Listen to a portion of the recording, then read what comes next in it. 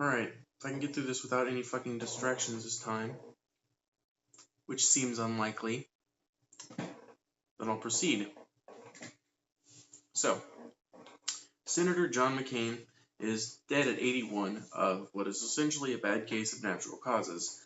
To put it more aptly, he was killed by a brain tumor that the American people have known about for a good long time.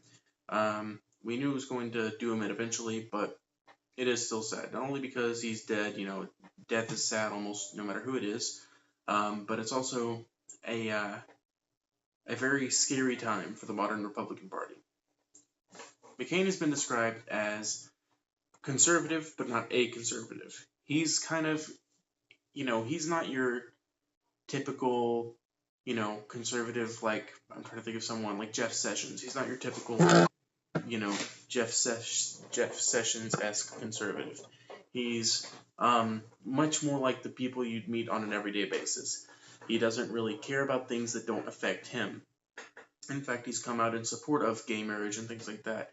He agrees with Obama more than he agreed with anyone else, really, in the 2012 presidential elections, which speaks volume to his ability to look at things not as, a partisan set of circumstances, but as a bipartisan, let's look at all sides and decide what's best.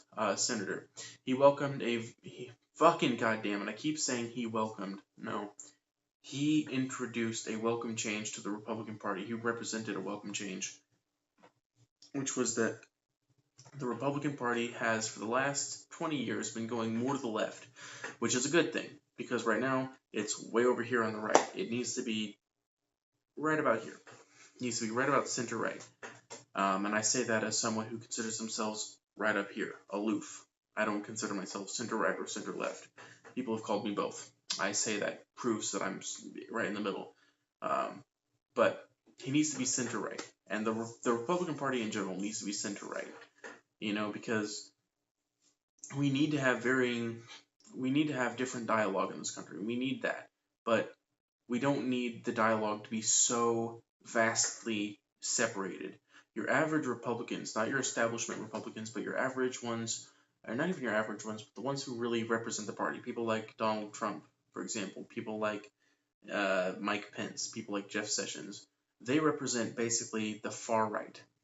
And then you have the social justice warriors and the people on the far left, like Bernie Sanders. Well, if you actually look at Bernie Sanders' positions, he's actually center-left, but, you have these people that are on the complete other side of the spectrum. People like Bernie Sanders, a democratic socialist. People like Elizabeth Warren. People like Jill Stein. All these people who are basically fundamentally on the left. And they have a completely different dialogue. We need that to change. We can have wildly different ideas, but when you have two sides of the country that are exactly polarized, that is not good. We need to be able to compromise, and John McCain was one of the few senators in the Senate who could actually do that. He could compromise between two different political positions, and that was a good thing. He was a flip-flopper, he was a compromiser. The movie Braveheart has a very good quote about nobility. It says that it was Robert the Bruce's father, Robert the Bruce the 16th, who says, uncompromising men are easy to admire, but it is exactly the ability to compromise that makes a man noble. And despite him being kind of a villain in the story, I think that bears a lot of weight.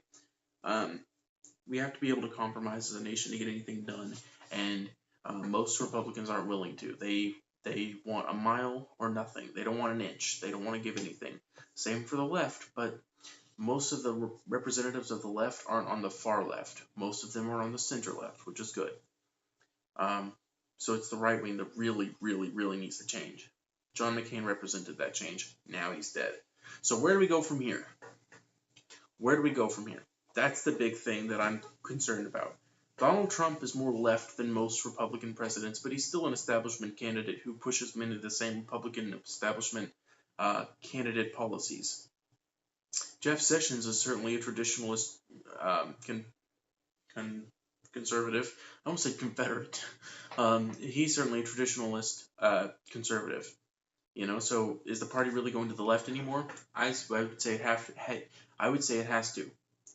Every generation skews liberal, and that means that even the conservatives will begin to skew liberal. I don't know any conservatives myself who personally think that gay marriage shouldn't have been legalized. At this point, most of them accept it as a passive reality. So what does this mean for the future of the Republican Party? I don't know. He was prominent, very prominent.